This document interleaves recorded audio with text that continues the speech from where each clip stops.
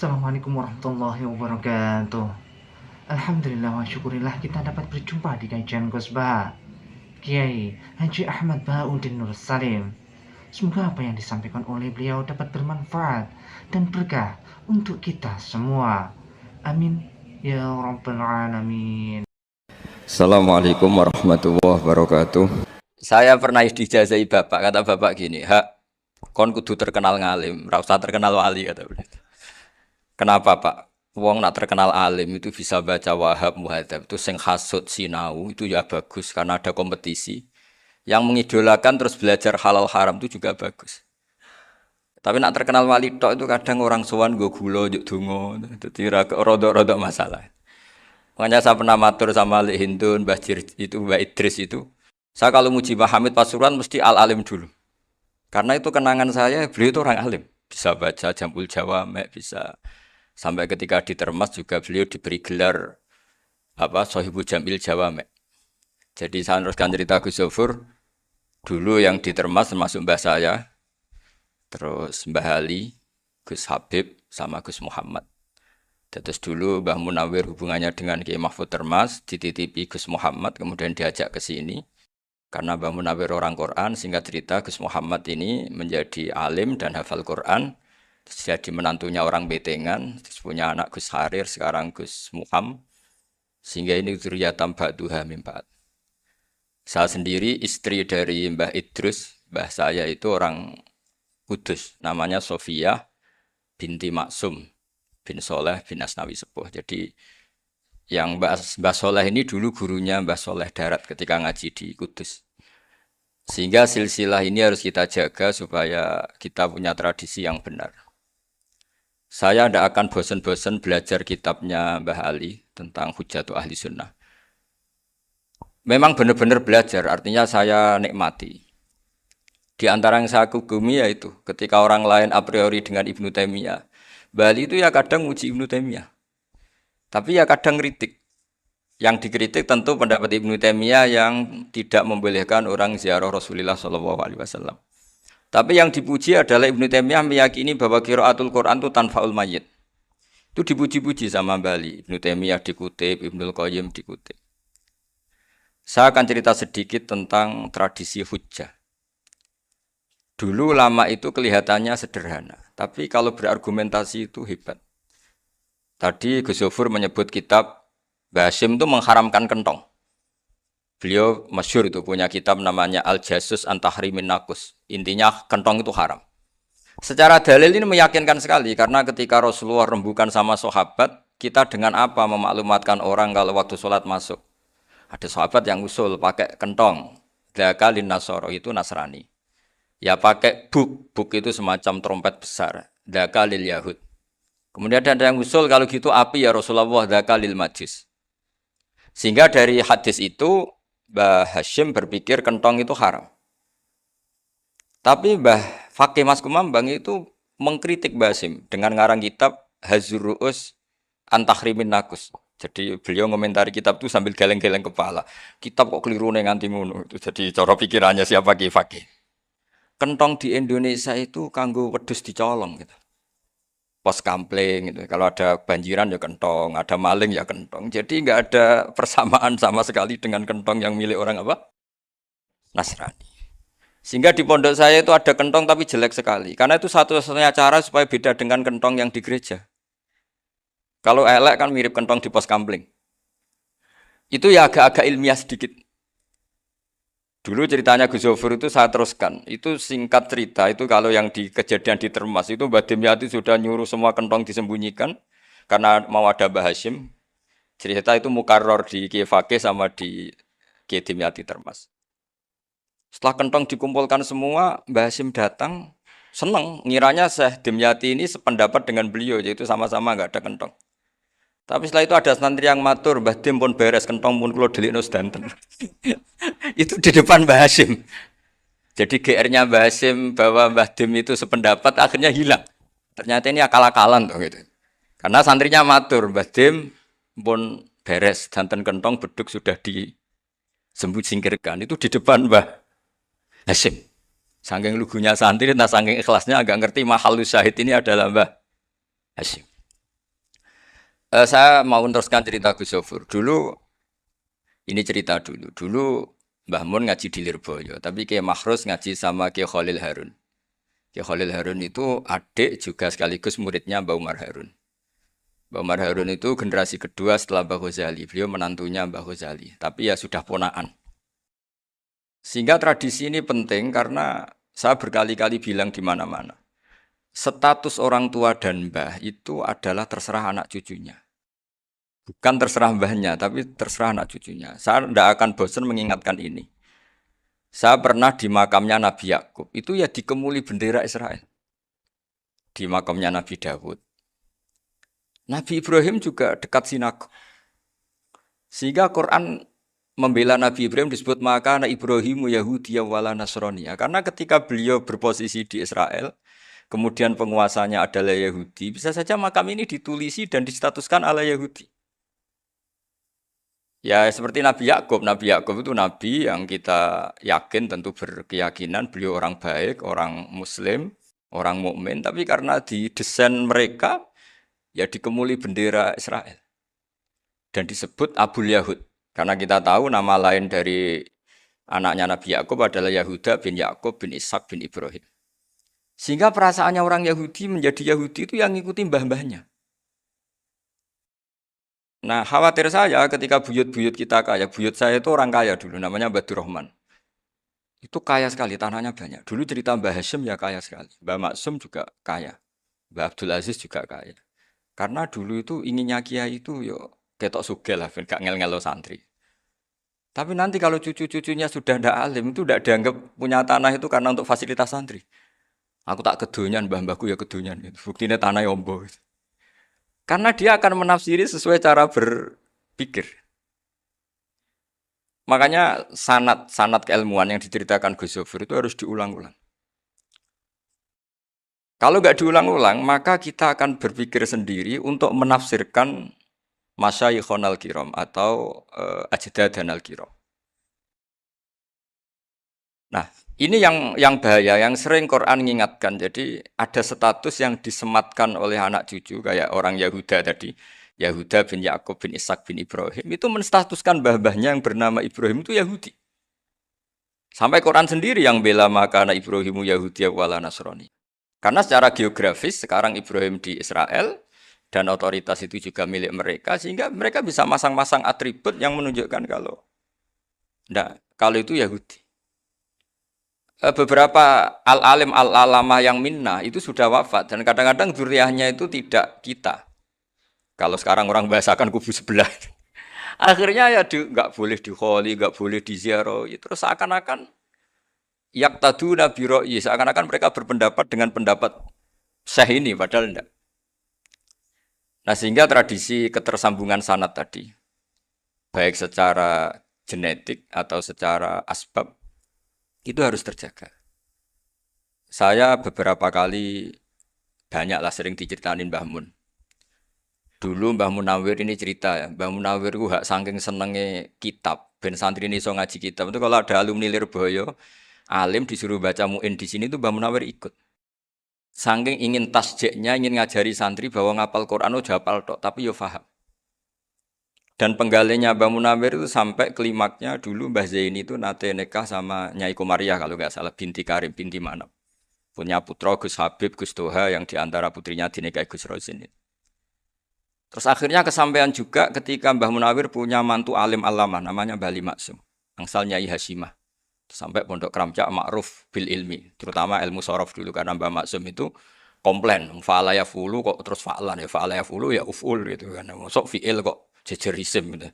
Jadi dulu kata Mbah Mun itu ada persaingan ilmu sorof, sorofnya Mbah Maksum Ali Kuaron sama Mbah Ali Maksum Jogja. Jadi wali antok yang satu Maksum Ali Kuaron, yang satu Ali Maksum.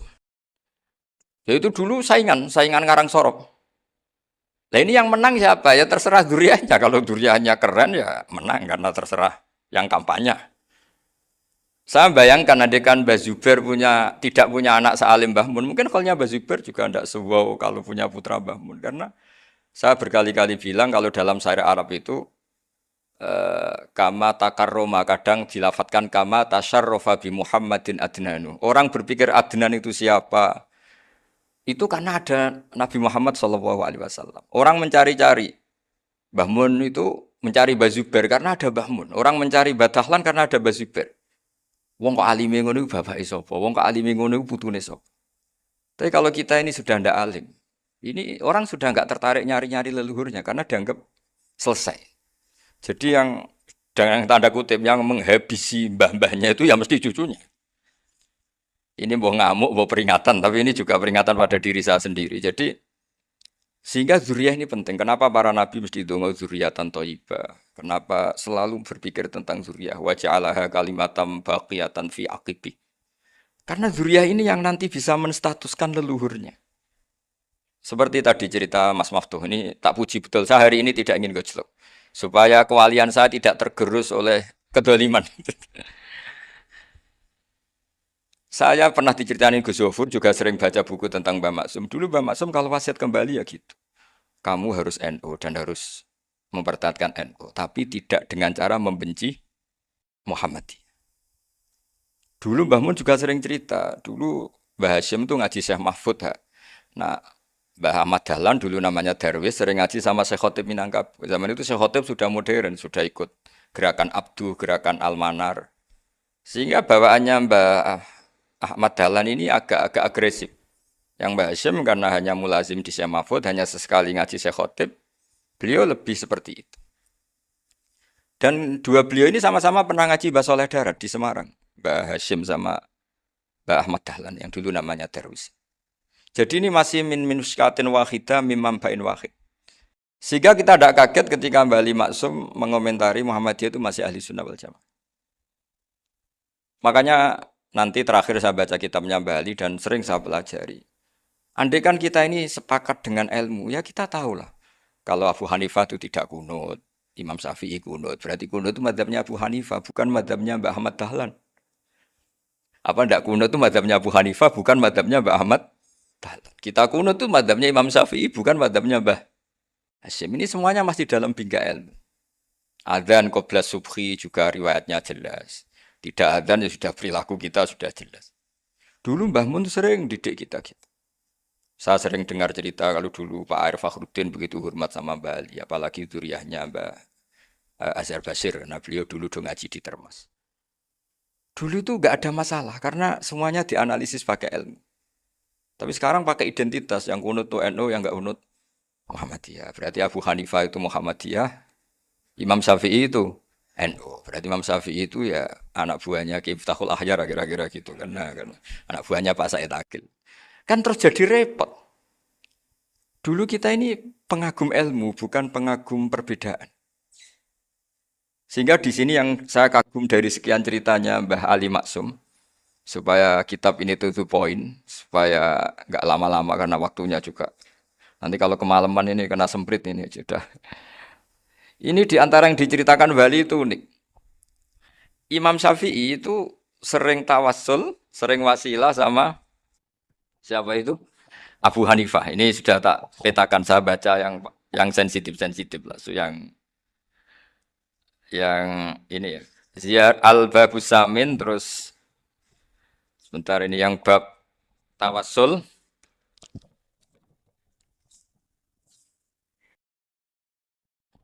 Ini di sini halaman 90, mungkin santri-santri kerap ya bisa ngecek lagi di kitab Hujatul Ahli Sunnah. Ketika cerita tawassul, di antara yang diceritakan Mbah Ali Maksum adalah perilaku ya, bukan sekedar statement tapi apa? Perilaku. Perilakunya Imam Syafi'i atau ahwalnya kalau bahasa halusnya, yang selalu ke makamnya Abu Hanifah untuk tawassul. Padahal Imam Syafi'i itu orang yang secara ilmu sering kritik Abu Hanifah. Jadi ini saya baca ini di halaman 100, jadi tawassul mulai halaman 9 berapa ini? Sampai halaman ini yang Qala sami'tu Syafi'iyya yaqul inni la atabarraku bi Abi Hanifah wa aji'u ila qabri fi kulli yaumin za'iran. Fa idza uridat li hajatun shallaitu rak'atain, halaman 100, waji'tu Wa sa'altu wa ta'ala al-hajat indahu fama tab'udu anni hatta tuqda. Kanal Imam Syafi'i ayyama huwa bi Baghdad yatawassalu bil Imam Abi Hanifah yaji'u ila dorihi fayusallimu alaihi wa yatawassalu ila Allah bihi fi qada'i hajati. Terus wa yatawassalu Imam Ahmad bi Imamin Syafi'i. Jadi di antara yang diceritakan Mbah Ali Maksum itu betapa Imam Syafi'i yang terkenal sering mengkritik Abu Hanifah dalam tatanan fikih karena beliau tidak percaya ada istihsan. Abu Hanifah berpendapat adanya istihsan dan kita tahu lah ikhtilafu Syafi'i wa Abu Hanifah itu besar sekali. Tapi beliau itu tahu Abu Hanifah itu orang yang sangat soleh. Abu Hanifah itu kalau ketemu sama orang yang utang beliau itu yang lari bukan yang utang Abu Hanifah. Karena takut orangnya itu izin. Jadi kalau ketemu yang utang di jalan itu yang sembunyi itu Abu Hanifah. Kenapa engkau sembunyi? Ada yang utang saya lewat, nanti orangnya malu. Jadi setingkat Robi'ah Adawiyah itu beliau di rumah ada maling itu sembunyi. Ditanya kenapa engkau sembunyi? Malu, gak ada yang dimaling. Malu sama malingnya karena serumah itu gak ada barang yang layak dicolong gitu. Itu Robi'ah dia sembunyi. Itu yang bisa niru itu Abu Hanifah. Jadi wali-wali besar ini ternyata saling menghormati dan saling tawassul. Nah saya berharap tawassul ini bukan sekedar perilaku sosial, tapi memang ada sanatnya. Sehingga terus diceritakan Bali di sini dulu istaqa Umar bil Abbas. Kata siapa tawassul harus dengan Rasulullah SAW? Dulu istaqa Umar bil Abbas. Sayyidina Umar itu tawassul istisqa dengan Sayyid Abbas. Padahal kita tahu Sayyid Abbas ini tidak nabi. Terus beliau cerita sampai Imam Syafi'i tawassul sama Abi Hanifah. Sehingga nggak ada perdebatan itu kan Umar. Kalau Umar kan ada jaminan boleh diikuti karena beliau sahabat. Bali cerita tentang Imam Syafi'i yang tawassul dengan Abu Hanifah. Seargumentatif itu. Maka saran saya kepada alumni Kerapyak, santri-santri Kerapyak, nah saya hanya berani ngomong sama santri Kerapyak, sama mas saya hanya ada berani kalah sepuh. Itu tradisi keilmuan itu harus dijaga dengan hujjah dan dengan tadwin, dengan pembukuan. Saya punya sekian cerita ya, misalnya dulu kita mungkin iskal itu janggal. Kenapa sih orang Islam tukaran sama orang Islam? Sehingga di antara doa Nabi yang enggak dikabulkan Allah, enggak boleh dikabulkan. Sama Allah enggak boleh, bukan berarti enggak mustajab. Redaksinya famana aniha, memang enggak boleh. Redaksinya bukan falam yastajib lahu, tapi famana aniha. Di Al-Marrah As-Salisa ini Nabi dilarang. Yaitu melarang umat Islam itu jangan sampai tukaran sama umat Islam sendiri. Itu kata Allah. Ya enggak bisa kata Allah, kalau itu enggak saya kabulkan. Itu dulu guru-guru kita nyontohkan sederhana. Kira-kira kalau saya tukaran wek Gus Zofuru mbah mun luwih ikhlas timbang ditukari wong liya. Nek ana kakak ditabuk adik wong tua luwih ikhlas timbang ditabuk tangga.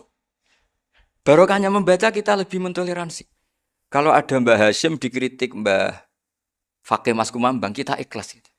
Tidak dikritik guru PAUD itu kan. Atau dikritik orang-orang yang enggak bisa ngaji. Artinya ternyata keliru kita bilang kiai kok tukaran. Justru bagus kiai tukaran. Timbang kiai dikritik guru PAUD atau dikritik orang-orang yang nggak bisa baca kitab. Akhirnya barokahnya baca kita menjadi tahu. Dulu Mbah Mun sering cerita ini masih cerita silsilah ya. Jadi Mbah Ali Maksum tadi kita tahu di antara guru besarnya Mbah Ali Maksum tentu Mbah Mahfud Termas. Beliau adalah adik dari Kiai Mahfud Termas. Mbah Dimyati ini adik Kiai Mahfud Termas. Itu punya saudara namanya Abdul Razak, juga punya saudara namanya Dahlan, itu yang membawa Thariqah Syadziliyah di Solo Raya, yang sekarang alhamdulillah diteruskan Gus Wafi.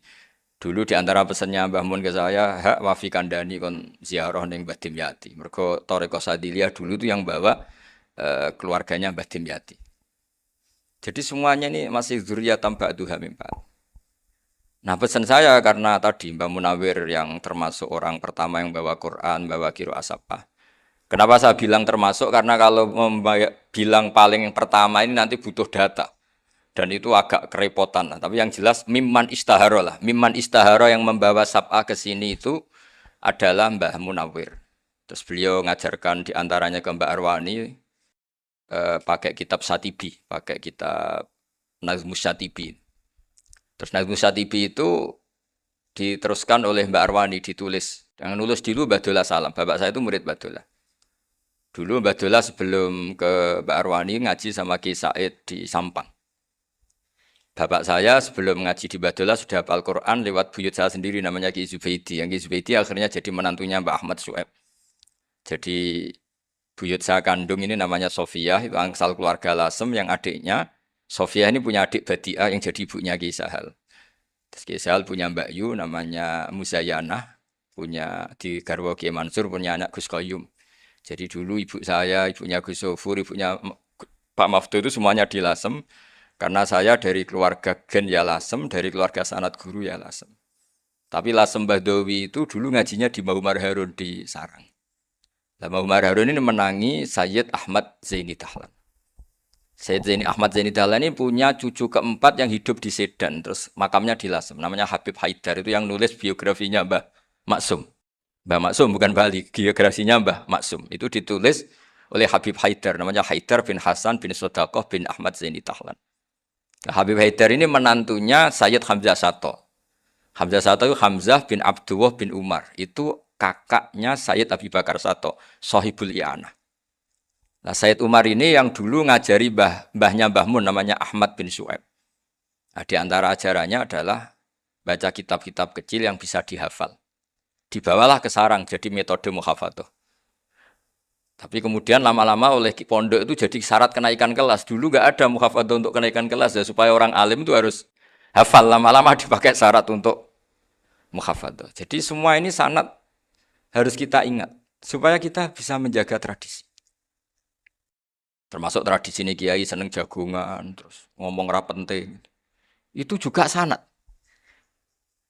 Setahu saya Mbah Mun itu kalau ketemu bapak ya guyon terus. Saya punya kenangan tuh yang dulu agak iskal tuh begini. Ada isu lah, entah isu entah hoax entah apa, ada kaji itu agak beling itu, pokoknya beling lah. Gitu. Seneng siapa itu, rondo lah apa. Pokoknya beling gitu. Ketika Mbah Mun dilaporin tamu, kalau kaji itu beling sama rondo itu. Mbah Mun tanyanya lucu. Lu ayu no cung. Wahyu banget Mbah. Wahyu. Itu bapak juga bakas ayu nih. Dulu saya sekali ini kiai kok bakas wong ayu, bakas bodine barang lah kira-kira gitu. Tapi setelah saya tambah alim, tambah ngerti itu, kata bapak gini, ya apik bakas ayu hak, timbang iya, no malah kozaf. Ternyata seni. Sekali Mbah Mun atau bapak bilang, waji kok zino kaji, maka larinya ke kozaf. Maka menghindari bahasa menuduh, ngomong yang nggak penting. Loh ayu no. Jadi kiai dulu tuh orang sok suci tapi menghindari hal-hal yang jadi punya seni untuk ngelola kehidupan. Orang bermalam-malam jagungan sama teman asik itu kan perlawanan terhadap nafsu kita, syahwat kita untuk mungkin nikmati dugem di bar atau di tempat-tempat maksiat. Itu setan di Indonesia tuh kakuati sama Ki Jawa. Orang supaya tidak tertarik maksiat itu Ki Jawa cukup ketemu kancane masak terong guyon, gejol-gejolokan zaman mondok, sewengi lulus sangka maksiat. Bar wis tutup. Perlawanannya sederhana, nggak pakai tahajud, nggak pakai wiridan. Karena Ki Jawa juga koyoknya rapati potongan ahli ibadah gitu. Jagungan gitu. Jadi setahu saya itu pernah lihat Bali itu sekali ketika beliau ngisi ceramah di Mbah Hamid Bedowi. Saya masih kecil diajak bapak. Dulu kalau bapak ngelihat Bali sama Mbah Hamid itu mesti nangis. Karena dua orang alim bertemu. Yang akhirnya ya bisanan itu. Mbah Hamid punya anak Gus Nasih, di sini ada Mbak Nafisa, terus jadi Mbak Salih Hindun itu. Jadi dulu tuh ya guyon terus ketika ketemu. Itu yang sering bodoni Mbah Hamid itu ya Ki Bisri. Ki Bisri itu kalau datang ke Ki Hamid Pasuruan, nak wali tenan aku teko ditatakno mangan. Jadi ukurannya ya. Ternyata sampai sana dikei mangan tenan. Masih belum mengakui, kan nak wali tenan aku iki kiai rung di mobil, dongakno aku di mobil. Sudah kalah satu seri itu masih gak terima. Lalu itu Mbah Hamid akhirnya berdoa, ayo monggo, mungkin Ki Bisri gak ada mobil. Setelah didoain masih tanya, mereknya apa merek? Itu Mbah Hamid jawab, yo paling Holden itu, paling Holden. Itu nyari mobil itu ya adalah dapatnya Holden. Suatu saat Mbak Bisri ditudang Mbah Hamid gak dikasih pisau, karena utangnya sudah banyak Mbah Hamid. Mbah Bisri ini utang tadi, utang doa tadi. Itu ya gak dikasih besar ya gak mau kesang apa-apa kelambimu kayak no aku. Didol sama muhibbinya Mbah Hamid. Itu harganya melebihi jatah bisaroh. Ketemu Mbah Hamid. Kang, susuke Kang, mergo. Jadi dulu itu rileks, makanya ini yang diceritakan Gus Zofur. Sebetulnya kalau kiai-kiai itu bersanat itu ya rileks, hidupnya itu rileks. Karena rileks ini perlawanan terhadap kemungkaran. Saya dulu musyawarah sering sama Gus Zofur usul fikih. Itu jelas di antara yang ditulis Lubil Usul itu. Ya kita tahu tadi misalnya sanad usul fikih, Mbah Ber itu sangat al-usuli Kiai Zubair Dahlan, abahnya Mbah Mun. Punya murid di antaranya Kiai Sahal. Kiai Sahal punya karangan Thariqatul Husul fi Syarhi Lubil Usul. Itu Thariqatul Husul itu beliau ngendikan dalam mukaddimah bahwa saya bisa mensara ini berdasar ngaji maknani sama Mbah Zubair. Terus beliau mengutip sarah itu dari kitab Nailul Ma'mul. Beliau ngendikan binus khotin khotiyah ghairi matbu'ah. Dan itu ditemukan di Kiai Mansur di Lasem. Karena Kiai Mansur iparnya Mbah Sahal. Mansur bin Khalil itu diantara katibnya Syekh Mahfud. Jadi semuanya ini sambung. Mbah Ber, saking ahli usul fikihnya, kalau ngajar usul fikih itu kalau guyon, takriran saya ini lebih memahamkan ketimbang sarah. Ya sudah, terus Mbah Zubair, Kiai Fakih, terus Syekh Mahfud. Di sini Syekh Mahfud termasuk orang yang dekat Mbah Munawir sampai putrane Mbah Mahfud namanya Gus Muhammad dibawa Mbah Munawir, kemudian mondok di Termas diantaranya, terus dinikah jadi menantunya kalau nggak salah Haji Taslim di Betengan, kemudian sekarang juriannya Mbah Mahfud di Betengan. Ini nggak boleh hilang secara seperti itu. Diantara di usul fikih diterangkan ketika diantara 5 hukum itu ada yang bernama mubah. Mubah itu boleh dilakukan, boleh ditinggalkan, dan kalau dilakukan ya tidak berpahala, ya tidak disiksa. Itu ada ulama yang protes. Protes nggak bisa seperti itu. Ithma min mubahin ila wa tahaqqaqu bihi tarku haramimma. Fa'il zamu minas sukun tarkul qatli wa minas sukut tarkul qadaf. Nggak bisa, mubah itu nggak ada. Kalau kiai jagungan semalaman, itu Allah ngitungnya itu hada taroka dugem, wahada taroka delok dangdut, wahada taroka kada wakada. Oh, itu luar biasa. Dan kita ngikuti yang seperti itu saja. Gak usah tahajud, gak usah witir telulas kaya ora kuat timbang gremeng wis.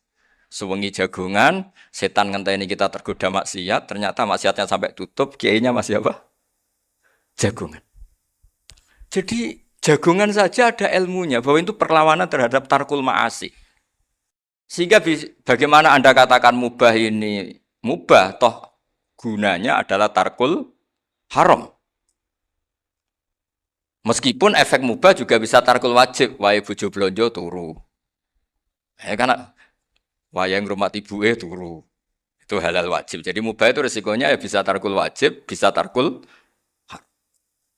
Sehingga kalau sanad ini terjaga secara baik, secara kultur, saya sering juga sakungan sama Gus Zofur itu mesti tak niati gitu.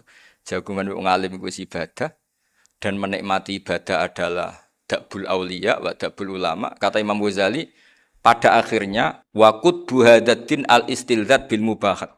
Kata Imam Ghazali, pada akhirnya qutbu hadatin, madaru hadatin, pokok dari agama ini adalah melawan kemaksiatan dengan kita menikmati al istilzat bil mubah. Kita menikmati sesuatu yang dibolehkan Allah Subhanahu wa taala. Dan seperti ini itu bisa qasmu dhuhri syaitan, bisa menghancurkan punggungnya setan. Karena kalau melawan setan dengan ibadah ini kadang kita capek selain isra potongan. Tapi nak kangkang ning komplek H gitu jagungan mbek kancane, ngenang melarate, mbok ngenang ora sekolah, ra munggah, kenangan sing ra munggah diarani istiqomah. Itu kan diarani tulus zaman, kok sing munggah dianggap kesusu. Saya ini punya pondok Quran, kalau ada yang hafal 3 tahun mesti digojlok kancane. Gak apik kesusu. Kesusu itu mesti tidak barokah karena tergesa-gesa apa? Hatam. Sehingga yang enggak hatam-hatam itu kayak partai mayoritas. Ini yang partai tulis zaman katanya. Ahli sobri katanya. Akhirnya di pondok gara-gara itu mau guyon, tapi enggak ada stigmasi yang enggak naik. Di pondok sarang itu saya punya temen itu banyak yang sak kelas dengan saya, sak kelas sama Gus Kamil, akhirnya sak kelas dengan Gus Zofur. Padahal saya ini kakak kelas. Saya temannya, Gus Kamil temannya Gus Zofur. Ini anak ini nggak pernah naik. Itu nggak dinyek, nggak dicibir di pondok. Karena guyonan tadi. Guyonan bahwa ini bagian dari bentuk apa? Istiqomah. Nanti yang goblok juga tenang. Karena kiainya cerita, kadang santri goblok ya barokah. Di sini pondok akeh santri ora tau sinau ning omah dadi kiai gede. Selalu kiainya tuh cerita seperti itu. Akhirnya sing goblok ya bangga dengan kegoblokannya. Iya, jadi kiai itu orang yang meskipun guyon ini barokahnya masya Allah. Dan setahu saya kiai-kiai alim itu ya senengannya guyon karena tadi guyon itu luar biasa. Bapak saya itu kalau pesan sama saya itu enak ngaji is guyon nice. Wong ning omah mikir utang, mikir wedi bojo macam-macam kok ngaji mbok jak nangis pisan, nangis ping pindho gitu. Sudah jak guyon ae. Paling gak lali. Gitu. Dan beliau punya dalil kul bi fadlillah bi rahmati fa bidzalika falyafrah. Jadi jangan sampai orang ini farah bil maksiat, jangan sampai orang itu. Dan ini yang saya kenang dari sekian cerita murid Bali. Mbah Ali Maksum ya senangane guyon. Gejol-gejolkan mbek santri iku. Ini saya maklumatkan ke semua santri beliau bahwa ini bukan sekedar guyon, tapi al-istildad bil mubahat. Ini adalah perlawanan terhadap setan karena banyak orang bisa senang tuh kalau nunggu maksiat. Ini bisa senang dengan sesuatu yang tidak maksiat. Itu kayak apa hebatnya? Makanya Nabi itu kalau ketemu sahabat ya sering ngendikan yang ringan-ringan. Ya Umar ma'afalan duher jong. Mana piye ije. Kalau ketemu anak kecil ya. Nanti ketemu yang tua-tua yang sudah nggak bisa mikir. Ya tetap riang. Sehingga ada cerita dalam sebuah tafsir. Ya saya ulang lagi ada cerita di sebuah tafsir. Kenapa Nabi Musa ditanya Allah. Wa matilka biyaminika ya Musa. Ma'ana wa ta'ala a'lam. Tentu Allah sangat tahu yang dibawa Musa itu apa. Karena Allah tahu Nabi Musa itu grogi. Orang dipanggil Mbah Ali Maksum pasti grogi. Santri dipanggil Mbah Mun pasti grogi. Kenangan saya setiap dipanggil Mbah Mun ya mesti tanya. Yang ringan-ringan. Wis sarapan ha. Arung sarapan ya sarapan. Pas sarapan ya kan. Tanduk mangan sing enak. Orang santri ora tau mangan enak. Ya gak pernah ngomong yang penting. Ngendikan yang penting. Nah karena Nabi Musa ini grogi. Ini sebagian tafsir. Itu ditanya yang ringan. Sahaja iku nggawa apa? Karena pertanyaannya ringan, Nabi Musa juga ringan. Ya Nabi Musa itu sampai lali, itu pangeran. Sing ya'lamu sirra wa akhfa. Diterang. Niki tongkat Gusti. Gunane kathah Gusti tongkat iki. Qala ya asaya atawakkau 'alaiha wa ahusyu biha 'ala ghanami wal ya fiha ma'arif ukhra. Oh, tongkat Gusti niki penting Gusti. Nggih nak. Nggih macam-macam lah Gusti. Atawakkau 'alaiha wa ahusyu biha 'ala ghanami kangge menghalokan. Masih terang terakhir dan yang lain-lain Gusti. Wal ya fiha ma'arif ukhra. Sehingga akhirnya rileks. Karena Nabi Musa terus ngerti. Ternyata ketemu pangeran itu gak seserem yang saya bayangkan. Gitu. Pertanyaannya ringan. Itu ada ilmunya. Tapi cerita ini yang versi tafsir ini tidak yang seperti di Manaqibul Ghazali. Di beberapa kitab tentang Manaqibul Ghazali diceritakan di alam roh Nabi Muhammad SAW itu yubahi bi umati, saking yubahinya sampai ngendikan ulama umati ke anbiya Bani Israel. Ulama umatku itu pinternya atau statusnya itu mirip-mirip lah. Kaf itu ya mirip-mirip lah, mirip-mirip kayak ulamanya apa nabinya Bani Israel. Akhirnya Nabi Musa itu tersinggung sekali. Bagaimana mungkin ulama disamakan dengan apa? Nabi. Sehebat-hebatnya ulama itu kan tidak akan apa yablughu darajatan nubuwah atau yartaqi la darajatin nubuwah. Itu akhirnya, ya kalau kamu nggak percaya panggil. Yang dipanggil Imam Ghazali. Ya Nabi Muhammad juga nggak mau kalah. Gitu. Kalau manggil ulama RT ya kalah keok. Gitu. Akhirnya Imam Ghazali datang. Ditanya sama Musa, Mas Muka, nama kamu siapa? Ana Muhammad bin Muhammad Al-Ghazali At-Tusi Asy-Syafi'i. Itu disebut panjang. Terus Nabi Musa guyu-guyu. Kamu ulama kok ngomong yang nggak penting. Ditanya namanya kok penjelasannya sepanjang itu. Dianggap itu satu kesalahan. Masa tanyanya nama kok ditanya jawabnya Muhammad bin Muhammad Al-Ghazali At-Tusi Asy-Syafi'i. Kepanjangan itu. Ketika Nabi Musa agak mencibir, agak gimana itu terus jadi Imam Ghazali, kalau ini masalah, lebih masalah jenengan. Apa itu? Yang tanya jenengan tuh Allah ya alamu sirra wa akhfa. Dan Allah hanya tanya wa ma tilka biyaminika ya Musa. Harusnya jenengan jawab asoya titik, bukan kepanjangan. Atawakkau 'alaiha wa syubha itu kepanjangan. Allah tanya yang di bawah kamu itu apa? Yang di tangan kamu. Harusnya jawabnya hanya asoya. Tapi kenapa penjelasannya sepanjang itu? Sampai terakhir waliya fiha ma'aribu ukhra. Pinter tenan jadi gitu. Terus ada Nabi Musa terus bilang, ya pinter tenan aja gitu. Padahal kita tidak pernah GR seperti itu kan kebetulan Imam Ghazali. Kalau yang lain mungkin ya keok lah kira-kira gitu. Tapi ini cerita dalam khazanah keilmuan. Bener yang dikatakan Gus Zofur. Saya termasuk orang yang pernah mondok Lirboyo pasanan. Jadi setelah saya disuruh nemani Gus Kamil, tahun berikutnya Gus jenengan disuruh. Pokoknya anakku, mbok sak wulan lah kudu tahu mondok Lirboyo. Biar aku tahu ngaji Wakarim. Terus yang disuruh baturi Gus Kamil itu saya. Jadi saya pernah 1 bulan tuh di Lirboyo. Karena saya ini santri beling ya, kontraknya pokoknya penting ziarah Bakarim. Biasanya nggak pernah ngaji ya, pokoknya nggak bareng ziarah ya sudah. Ngaji pas subuh ingat saya sama Gus Imam. Itu dari 17 hari ingat saya ngaji 2 kali. Tapi kalau ziarah ke Bakarim sudah lupa jumlahnya karena memang kontraknya disuruh ziarah. Sampai seperti itu. Dan saking senengnya bangun sama Bakarim sama masih ingat. Ngamplopi salam template itu masih ingat untuk Gus Anwar, untuk Gus Imam, untuk Gus Kafabi, termasuk untuk Gus Maksum. Itu malam-malam saya dijak ngamplopin. Zaman itu sama masih ingat selawewu. Zaman itu kos 1 bulan itu 13.000. Jadi kira-kira kalau 25.000 itu untuk kos 2 bulan. Jadi saya krusnya itu pakai kos. Saya masih ingat Mondok Sarang itu kos 1 bulan 13.000. Berarti kira-kira 500.000 itu di amplopin sendiri sama Bang.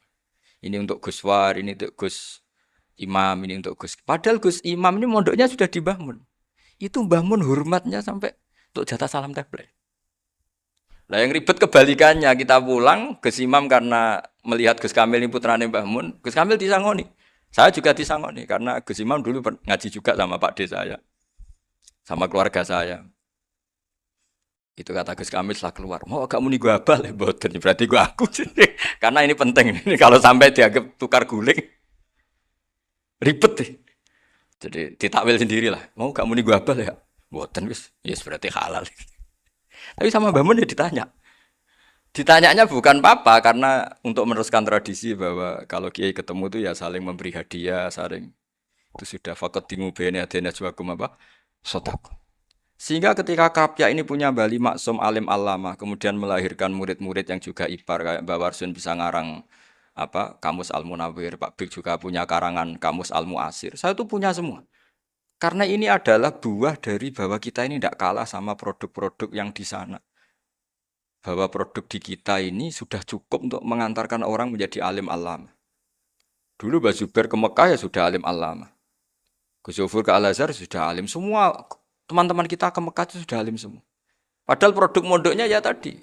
Mau digojlok kiai ini, terus mangkel be keamanan biasanya.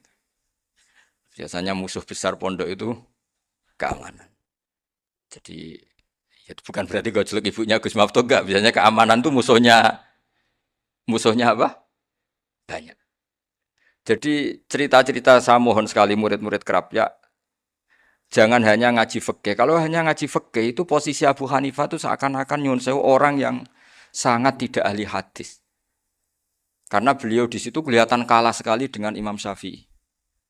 Apalagi di perdebatannya Muhammad bin Hasan Asy-Syaibani dengan Imam Syafi'i itu kelihatan sekali betapa Abu Hanifah itu orang yang nyun sewu ditinggalkan dalam ilmu hadis. Sampai beliau hanya dapat gelar min ulama ahli ra'yi, termasuk ulama yang kuat logikanya.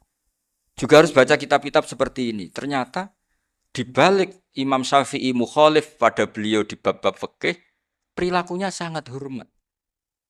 Sampai beliau tuh kalau tawassul ke kuburannya Abu Hanifah. Dan beliau ngendikan an-nasu fil fiqhi iyalun ala Abu Hanifah. Semua orang yang ahli fikih itu masih anak buahnya Abu Hanifah. Saya berkali-kali cerita, mazhab Syafi'i itu alatut tadhir hanya 2, yaitu alma wa turab. Abu Hanifah nambahi wanar. Alasannya Abu Hanifah, orang mukmin yang dosanya banyak itu dibakar di neraka. Dan alasannya Allah litadhirihim, untuk mensucikan mereka. Sehingga pikirannya Abu Hanifah, an-nar itu min alatit tadhir. Apa yang terjadi ketika bata itu batu bata yang dibakar, di situ campur teletong, campur apa-apa. Itu kalau sudah mazhab Abu Hanifah selesai, sudah suci. Karena sudah ngelewatin pembakaran. Meskipun kita tidak akan kalau kehilangan air terus wudu dengan api, bisa bunyak semua itu. Tapi apapun itu menjadi solusi. Sehingga saya punya kitab namanya Ikhtilafu Malik, Ikhtilafu Malik wa Abu Hanifah atau Ikhtilafu Syafi'i ma Abu Hanifah. Itu kelihatan sekali kalau Abu Hanifah itu nyuruh saya posisinya kalah. Karena yang ngarang orang-orang Syafi'i. Tapi kalau melihat kitab-kitab kewalian, misalnya di kitab Mizan Kubro ini juga sering disebut kisah itu Bali Maksum tentang Imam Sa'roni. Berkali-kali beliau mengutip Mizan Kubro. Itu Abu Hanifah adalah orang yang sangat mukasyafah. Artinya ketika Nabi cerita air wudhu itu menjatuhkan dosa, tidak ada air wudhu yang jatuh ke kamu kecuali saat itu juga dosa kamu jatuh. Itu beliau datang ke Madharota Kufah. Kemudian beliau bilang sama si orang tua tadi, tub anizina. Orangnya terus bilang atubu minazina. Ada lagi pemuda datang dibilangin tub an ukuki walideka. Terus bilang tub tu an ukuki walidaya. Sampai yang terakhir ada tub an simai alatilahwi atau an samai alatilahwi. Terus tub tu an samai. Ketika orang itu ditanya, kenapa engkau begitu tahu dosanya apa? Saya tahu air wudhu ini menjatuhkan apa. Jadi kira-kira kalau zina mungkin ya batang babi lah. Kalau hanya sekedar melihat bak-bak mungkin ya curut atau tikus lah kira-kira gitu. Nak dulu dulu ya mungkin ya tikus cilik gitu. Nak dulu suwi ya tikus werok itu atau apalah. Pokoknya beliau itu tahu. Tapi anehnya Abu Hanifah apa? Setelah itu dia nangis minta mukasafahnya ditutup. Ya Allah, saya ini mukasafah kok malah menjadi tahu sawatil mukmin. Padahal aturan syariat jenengan man satara musliman satarahu bahwa enggak baik melihat jeleknya orang mukmin. Minta ditutup. Makanya saya ini bangga ada mukasafah. Makom yang kita sampai sekarang tuh makom setelah Abu Hanifah mukasafah. Jadi Abu Hanifah repot-repot mukasafah, minta makomnya ditutup tidak menjadi mukasafah. Dan alhamdulillah kita sudah tidak mukasafah sebelum minta ditutup. Jadi kita ini keren. Keren karena aturannya itu man satara musliman satara huwa, yang tidak tahu aibnya orang muslim maka Allah akan nutupi aibnya di akhirat. Dan kita alhamdulillah barokahnya ndak mukasafah, ndak ngerti aibnya orang mukmin. Jadi kita harus pakai patokan ilmu. Saya ulang lagi, kita harus pakai patokan. Makanya saya tahu betul ketika Kiai Hamid Pasuruan, beliau dulu ngaji Jamul Jame, ngaji Juman. Bali Maksum di sana sama Gus Habib, sama Gus Muhammad bin Mahfud. Termasuk mbah saya kandung dulu Kiai Sidik. Mbah saya yang dari itu juga ngaji di Termas. Bapak saya dulu Kiai Nur Salim ngaji di Buyut Baiti. Dulu itu kawin juga sederhana, Kak, cerita Gus Zofur. Jadi bapak saya kandung itu Kiai Nur Salim itu ngaji di Mbah Baiti. Mbah Baiti itu adik kandungnya buyutnya saya dari ibu. Nah, Mbah Baiti itu teman akrabnya mbah saya namanya Kiai Nur Sam, Mbah Nur Sam. Singkat cerita terus Nur ke Jorabi arah Tarabekno itu. Setelah bapak saya ke Badullah mau ditawarin jadi mantu, kata bapak saya kula pun dipek mantu Mbah Baiti. Akhirnya dapat ibu saya itu. Karena ibu saya itu cucu Mbah Baiti, cucu lambung. Jadi mbahnya ibu saya itu Mbak Yunya Mbah Baiti. Namanya Mbah Sofia tadi yang dapat Mbak Idris itu, yang Mbak Idris ini bin Umar. Ya Mbah Umar yang banyak Mbah Hamid, Hamid bin Abdul bin Umar. Kalau bahasa itu Fatimah binti Idris bin Umar. Dulu kecilnya Mbah Idris namanya Abdul Khalik. Kalau kecilnya Mbah Hamid namanya Abdul Mukti. Kalau kecilnya Mbah Maksum namanya Muhammadun kalau nggak salah. Dulu itu orang dulu itu namanya dua-dua karena diganti ketika musim apa? Haji. Jadi ini terjaga. Sehingga tidak ada ceritanya kiai-kiai yang jagongan kemudian santrinya itu yang agak-agak khawarit. Kiai kok sungi-sungi jagongan, gak tahajud, gak duha, itu tidak ada. Karena ini dianggap fi'lul mubahat untuk melawan mungkarat. Jadi sehingga di kitab Ihya diterangkan, kamu jangan ngira orang-orang soleh ketika jagungan itu min ahlil bitolah wa takasul. Itu orang-orang yang pemalas itu enggak. Tapi mereka bisa mengasyiki Allah. Bahwa dalam jagungan ketemu teman ya asik, gejul-gejulkan sama Pak Maftuh ya asik. Dan keasikan ini bentuk perlawanan terhadap keasikan harus dengan maksiat. Itu kayak apa kalau kita ngaji sampai seperti itu. Termasuk tadi yang diceritakan Pak Maftuh kitab Hunyah. Semoga beliau cerita juga pernah belajar. Saya pernah belajar kitab Hunyah khatam. Itu diantara yang diceritakan Syabdul Qadir Al-Jilani. Tadi kata beliau Al-Jilani dipakai Jim Al-Jilani. Ini agak beda dengan kita. Mbah Zubair itu punya kitab namanya Al-Qolaid Al-Uluiyah. Beliau menfatwakan nama-nama ajam itu kamu bebas. Ajamiyun fasna bihi masyikta. Sehingga kita kalau punya kiai harus mau cokolal ustukhri, sehingga tak mau cokolal istukhri. Tirmidzi juga nasibnya sama. Qolat rawahut Tirmidziyu, sehingga tak rawahut Turmudziyu. Yang satu rawahut Tarmidziyu. Ya karena kita keluarganya Tarmidzi apa enggak gitu. Makanya kata Mbah Mun sama masih ingat. Kata cerita Gus Zofur tadi, adabnya Gus Zofur itu cerita tentang keluarga ibunya. Padahal keluarga ibunya juga orang-orang soleh yang luar biasa. Itu kata Mbah Mun, kowe roh jenenge Imam Bukhari tahu ya. Jenenge sapa? Saya nyebut Muhammad bin Ismail bin Ibrahim bin Muhirah bin Bardasbah. Lah iya Bardasbah mbok waca Bardisbah yo. Lah cara kene mbok Parmin mbok Parlan. Jadi Bardisbah mbok Bardasbah iku cara kene yo Parmin mbok Parlan. Iku rak Mbah Fadl Senori dadi kabeh diwaca Arab.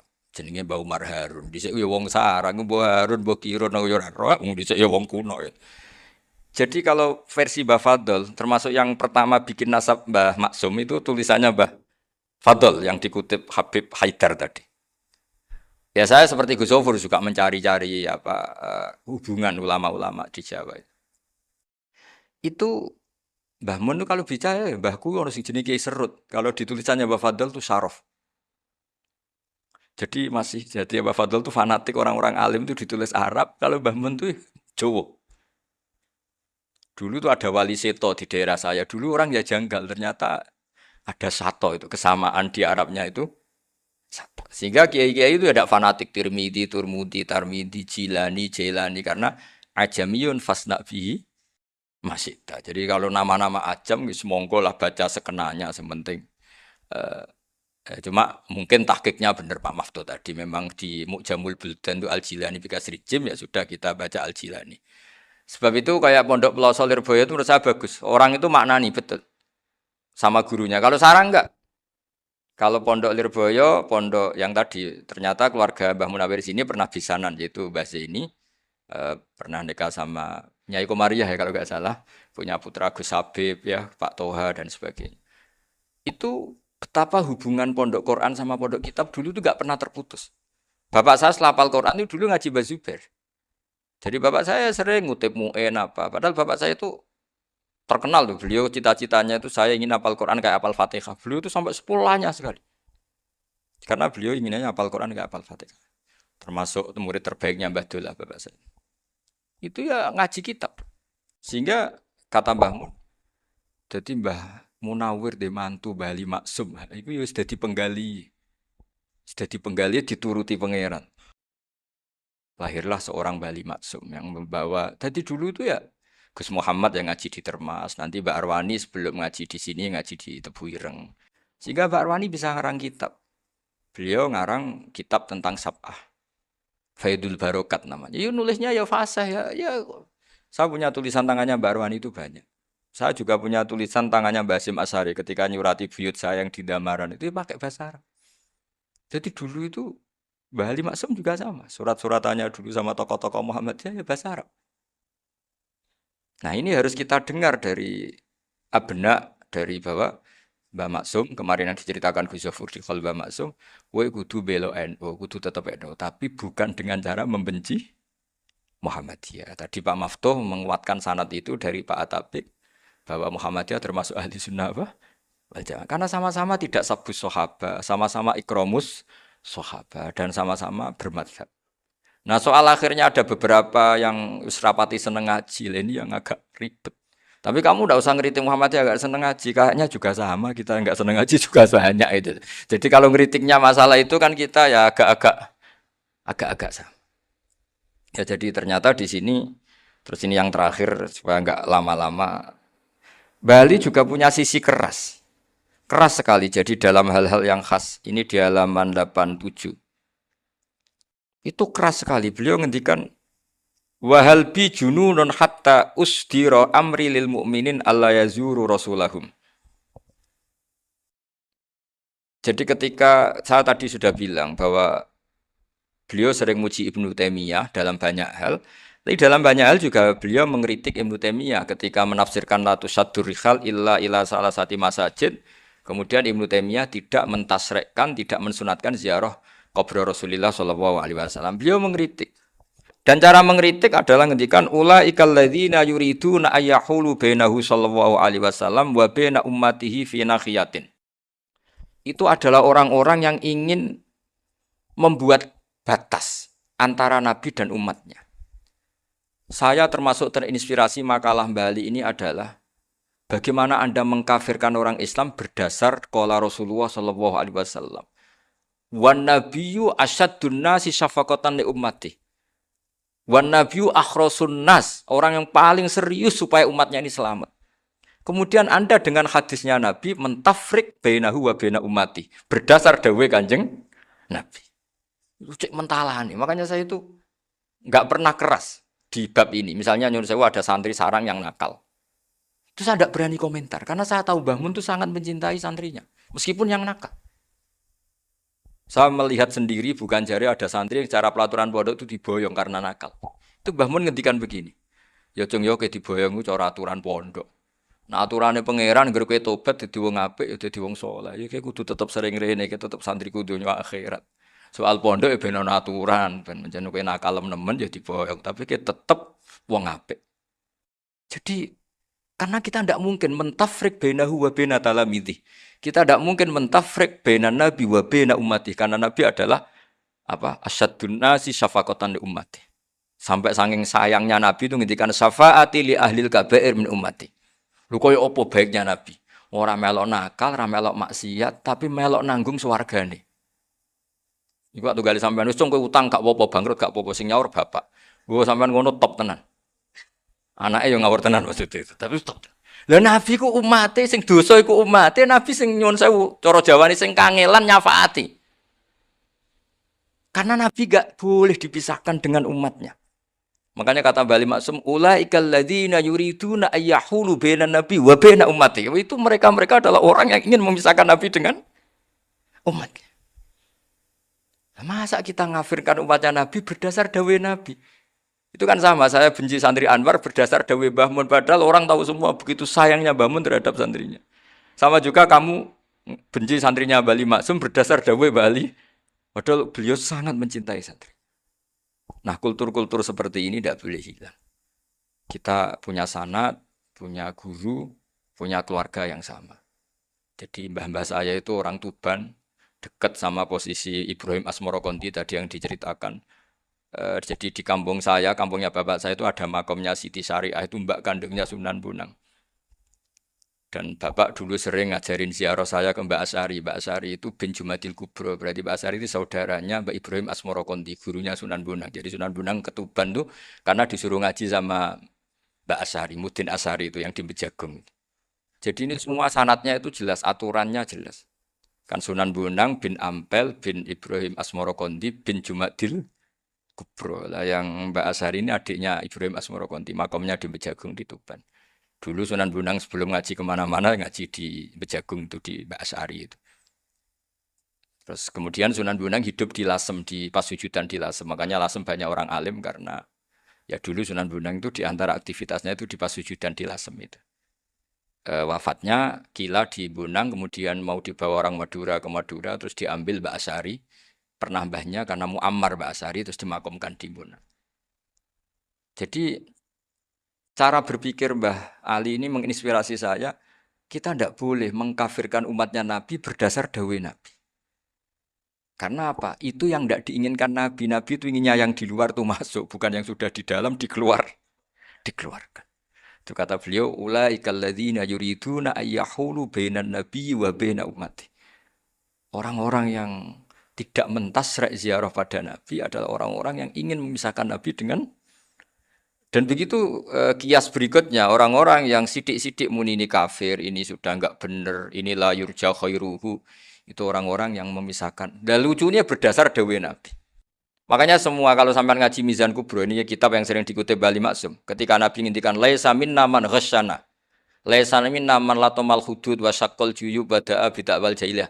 Laisa minna min tilkal khoslah. Semua ulama mentafsiri laisa minna fi tilkal khoslah, bahwa dalam hal itu Islam tidak bertanggung jawab. Masa menipu berdasar dibolehkan Islam kan tidak mungkin. Semua perilaku yang salah disebut Nabi laisa minna fitilkal khoslah, bukan laisa minna fayakunu huwa kafirun. Tidak ada satu ulama yang mengatakan laisa minna berarti orang ini kalau menipu sudah kafir. Ketika dosa ya sak dunya kafir kabeh. Siapa enggak pernah menipu? Sekedar pernah. Siapa enggak sering menipu bahkan? Hobi kadang ya rezekinya dari nipu. Lah itu kalau betul maknanya laisa minna terus kafir, semua orang di dunia kafir. Karena siapa sih yang selain Nabi yang enggak, selain Nabi kan enggak mungkin maksum. Belum lagi menurut teori usul fikih ada nipu yang wajib. Ya kan misalnya kita orang baik ketemu orang dolim yang memburu perempuan mau diperkosa terus bersembunyi yang kita tahu. Kita wajib nipu apa wajib jujur? Ketika orang dolim tanya, perempuan tadi kemana? Wajib nipu apa wajib jujur? Wajib nipu karena kalau kita jujur berarti memberi peluang orang dolim menemukan buruannya. Jadi betapa alimnya. Dan ketika kitab Mizan Sa'roni dipakai Bali, dipakai Mbah Mun, saya pernah ngaji Mbah Mun, terus kita tahu maknanya laisa minna fi tilkal khoslah. Sehingga kita tidak mengatakan laisa minna dengan terjemahan letterlek tidak termasuk umatku. Kita tidak akan menambahi fakta frek fayakunu kafiran, tidak akan selamanya. Karena maknanya laisa minna fi tilkal khoslah. Kenapa kita selalu begitu? Karena nggak mungkin kita memisahkan umatnya Nabi dengan kanjeng Nabi berdasar dawuh kanjeng Nabi. Karena Nabi adalah berstatus bil mukminina raufur rahim. Ya terus ini mohon maaf sekali ini yang saya bisa, tapi saya mohon kajian kitab Ahli Sunnah saat tadi sudah matur Gus Afif, Gus Picon ini, supaya kitab ini ditakriri lah supaya apa ya lebih apa ya, dan yang nanti harus santrinya jangan bebankan saya. Ini santri yang pernah mulai sama-sama. Biasanya kalau orang NU pesantren terus orang usul jenengan mawon. Senenge lempar-lemparan. Itu kata bapak saya, tawadhu keliru aja. Tawadhu itu asline wong ra tanggung jawab. Ben ketok Islami bebo tawadhu aja. Jadi tawadhu itu orang yang sebetulnya enggak punya tanggung, ben kesane Islami pura-pura tawadhu. Tapi saya mohon lah, ini kitab ini bagus sekali. Di antara yang saya senang adalah beliau cerita kalau Imam Syafi'i sering tawasul sama Abu Hanifah. Padahal kalau kita ngaji di kitab-kitab fikih, Abu Hanifah itu kayak tersangka lah. Di bab ilmu apa? Hadis. Sampai biasa kan di kitab Minhajut Thalibin, walaysa li Abi Hanifah hadisun sahihun. Jadi habis cerita madzhab Malik, madzhab Syafi'i terus walaysa li Abi Hanifah madzhabun apa hadisun. Wah, kasihan ini. Tapi kalau kamu ngaji Mizan Kubro, Abu Hanifah ini dapat posisi karena mesti Mizan Kubro ngendikan farajal amru ila martabatayil mizan. Kemudian dua madzhab ini sama-sama benar, tinggal kamu milih yang musyaddid apa yang mukhaffif.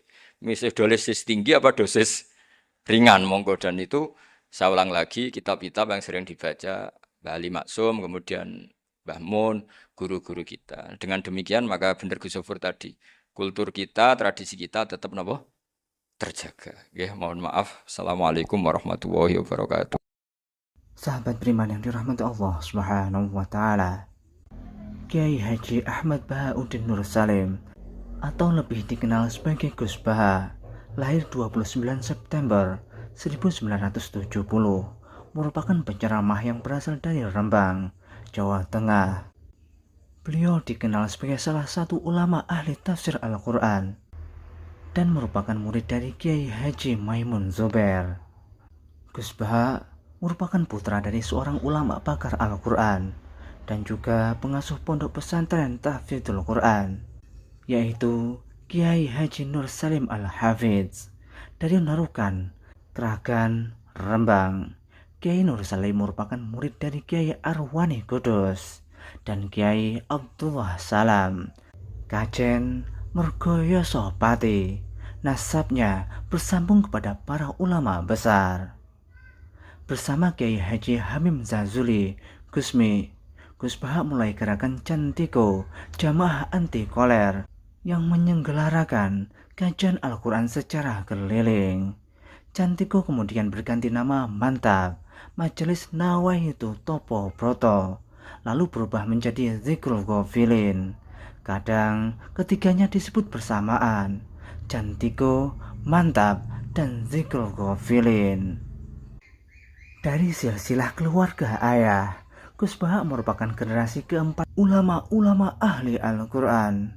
Sedangkan dari silsilah keluarga ibu, Gus Baha menjadi bagian dari keluarga besar ulama Lasem. Dari Bani Mbah Abdurrahman, Bai Syaiban, atau lebih dikenal dengan Mbah Sambu. Alhamdulillahirrabbilalamin. Telah kita simak bersama kajian Gus Baha, Kiai Haji Ahmad Bahauddin Nur Salim.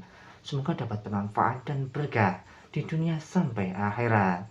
Demikian yang dapat kami sampaikan. Wassalamualaikum warahmatullahi wabarakatuh.